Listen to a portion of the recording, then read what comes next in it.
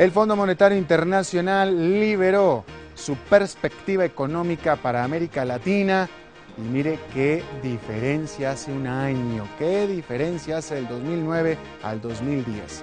En este año, el FMI señala que América Latina crecerá vigorosamente, aunque de manera desigual dependiendo de qué zona y qué país estemos hablando. Y al respecto, charlé con Nicolás Eizaguirre, director para el hemisferio occidental del FMI.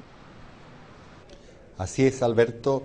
En lo promedio tenemos que estar complacidos porque la región va a crecer en torno a 4% este año 2010 y posiblemente nos estemos quedando cortos y podamos tener sorpresas hacia arriba. No obstante, como usted señalaba, el problema sigue siendo que la recuperación es desigual, con gran fuerza en los países productores de commodities y que tienen mucho acceso al mercado internacional de capitales, que están preferentemente localizados en el sur de América, con relativamente menos fuerza, pero siendo una recuperación interesante entre Costa Rica y México, por cuanto al no ser productores de commodities en lo fundamental y depender más de la economía americana, su recuperación será algo más lenta.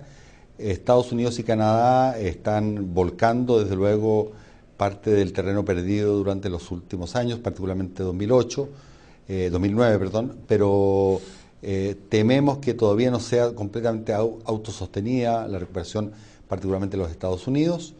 Y finalmente las economías que todavía tendrán que seguir sufriendo los rigores de la austeridad son las economías del Caribe, que siguen afectadas por un bajo flujo de turismo, de remesa de trabajadores en los Estados Unidos y con altos niveles de deuda que tienen que comenzar a cancelar. Ahora, finalmente, por lo que usted está explicando, señor Eizaguirre, básicamente el distinto crecimiento de cada una de estas zonas que usted ha descrito se va a dar en relación a la influencia externa. Es decir, los productores de commodity van a crecer más que el resto porque van a exportar más que el resto. ¿Es así? Es parcialmente así, pero también depende mucho de que el marco de políticas les haya permitido a los países mantener plenamente abierta su acceso al flujo internacional de capitales. Y, por ejemplo, ese no es el caso del Caribe, que está muy endeudado, y no es el caso de algunas pequeñas partes de la región suramericana, como por ejemplo Venezuela y Ecuador. Que vamos a hablar de eso enseguida, pero la intención de mi pregunta era qué tanto el mercado interno de cada país va a ayudar para esta recuperación, este impulso. Muchísimo. Lo que pasa es que se produce una cadena de efectos. Los países tienen una situación de ingresos mejorada por la fuerza de sus exportaciones, que están más inclinadas por lo que ocurre en el oriente del mundo, en China en particular y sus alrededores. Eso permite a su vez que los países sean muy creíbles desde el punto de vista de su capacidad de pago para los mercados financieros internacionales, los que están invirtiendo fuertemente tanto en forma de inversión extranjera directa como concediendo abundantes préstamos. Estas dos condiciones últimas permiten entonces que consumidores e inversionistas puedan llevar adelante sus planes de inversión y consumo, y es ahí donde efectivamente el mercado interno es el que comienza a hacer la diferencia. Ya, hablaba usted de Costa Rica y México por su capacidad manufacturera que van a poder empezar a reexportar otra vez hacia Estados Unidos. ¿Qué hay del resto de Centroamérica? Y me refiero entre Guatemala y Costa Rica. En general vemos recuperaciones de entre 2 y 3%, con algunos países más dinámicos que otros, pero esos países continúan, los que son más interesantes para el turismo, afectados por una baja del turismo y desde luego muy afectados por la baja en las remesas de trabajadores de esos países que trabajan en los Estados Unidos, porque el desempleo hispánico, por ejemplo, en Estados Unidos es muy alto, es mucho más alto que el desempleo promedio. Claro. Ahora, ustedes están hasta ahora estimando un crecimiento promedio de 4% para todo el continente, o para América Latina, ¿es esto?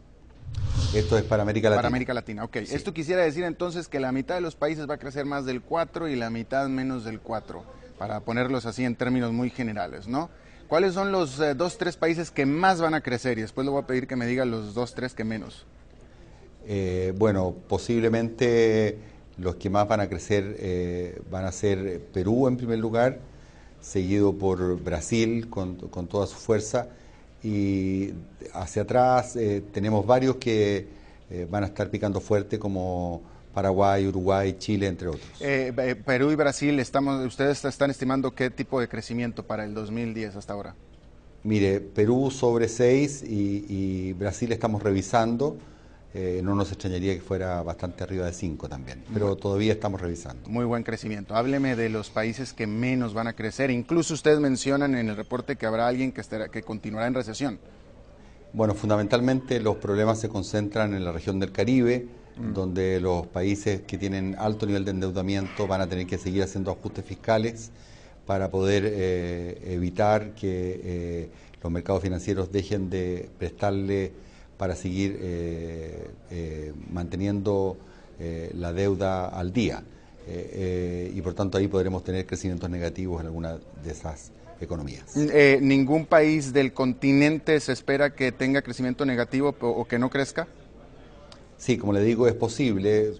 Nadie puede saber a ciencia cierta a estas alturas que algunos países del Caribe pudieran tener... Pero hablaba del continente. del continente, sí. Disculpe, sí. Eventualmente Venezuela, porque está con problemas de estrangulamiento por el lado de la capacidad productiva, energética y otras, que pueden hacer que la economía caiga levemente. Ya, ¿Ecuador mencionaba usted también? No, pero Ecuador va a estar en territorio positivo. Ya. No ha llegado a un nivel de estrangulamiento por el lado de la oferta que le impida crecer.